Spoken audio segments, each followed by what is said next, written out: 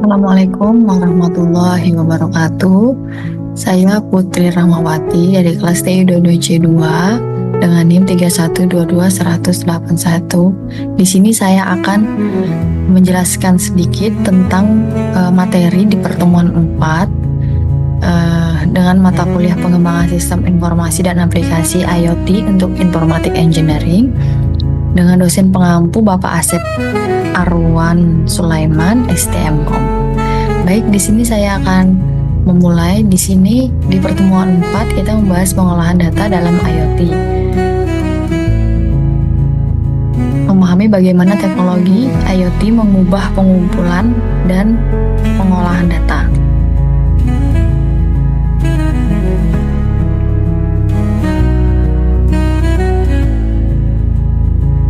Di sini ada peran IoT dalam pengolahan data. Yang pertama, pengumpulan data real time. IoT memungkinkan pengumpulan data secara real time dari berbagai perangkat, meningkatkan akurasi informasi yang tersedia.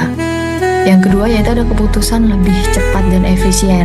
Data yang dikumpulkan membantu dalam pengambilan keputusan yang lebih cepat dan efisien, membantu organisasi dalam menjalankan operasional. Yang ketiga yaitu ada meningkatkan otomatisasi. Peningkatan otomatisasi dalam pengolahan data mengurangi kesalahan manusia sehingga memperbaiki kualitas data yang dihasilkan. Yang keempat yaitu ada integrasi data komprehensif.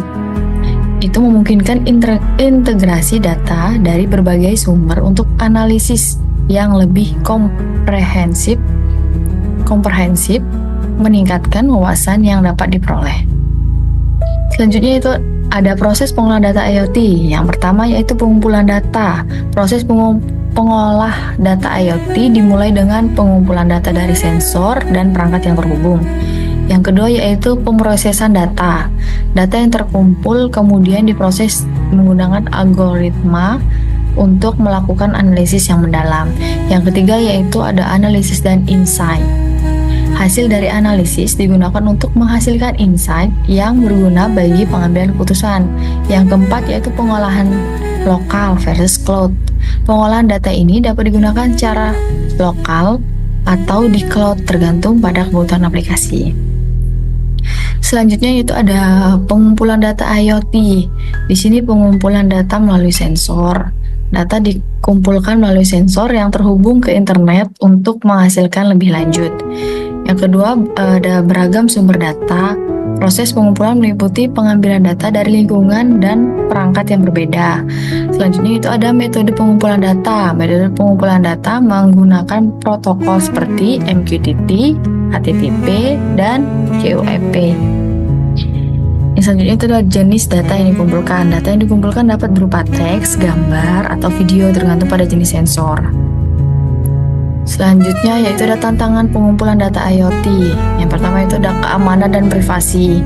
Keamanan dan privasi menjadi masalah utama yang harus dihadapi saat pengumpulan data, terutama dalam konteks IoT. Yang kedua yaitu variabilitas kualitas data.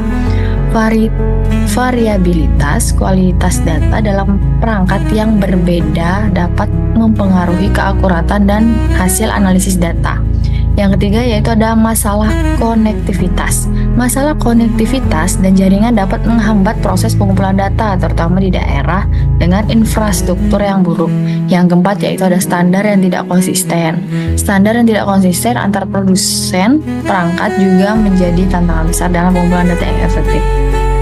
Selanjutnya itu ada optimalisasi smart home dengan IoT. Ini contohnya ya. Yang pertama yaitu smart home menggunakan IoT. Teknologi smart home memanfaatkan berbagai perangkat IoT untuk pengumpulan data dengan kebiasaan pengguna. Yang kedua, pengolahan data untuk efisien. Yang ketiga, sistem pencahayaan pintar. Yang keempat, analisis data untuk prediksi. Selanjutnya yaitu metode pengiriman data IoT. Pengiriman data adalah fase penting. Fase kunci dalam pengolahan data IoT yang memastikan informasi dapat dianalisis dan digunakan. Yang kedua itu data harus dikirim ke server. Data yang dikumpulkan dari perangkat IoT perlu dikirim ke server untuk analisis lebih lanjut dan pengolahan data. Yang selanjutnya itu ada metode pengiriman digunakan.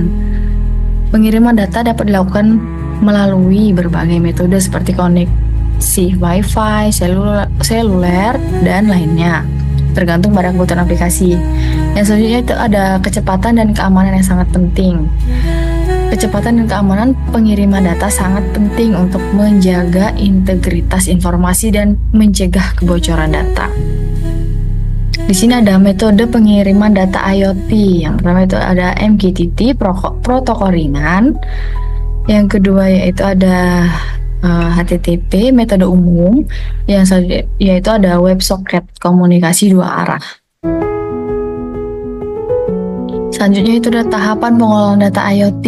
Yang pertama yaitu pengumpulan data. Yang kedua yaitu integritas data. Selanjutnya itu ketiga itu pembersihan data. Yang keempat analisis data. Yang kelima itu pengambilan keputusan. Di sini ada teknik pengolahan data IoT. Yang pertama yaitu pengolahan data dengan ML, Machine Learning. Yang kedua yaitu analisis statis. Yang ketiga algoritma untuk temukan pola. Yang keempat pengolahan real time. Yang kelima visualisasi data. Baik, itu saja yang dapat saya sampaikan. Kurang lebihnya saya mohon maaf. Saya akhiri. Wassalamualaikum warahmatullahi wabarakatuh.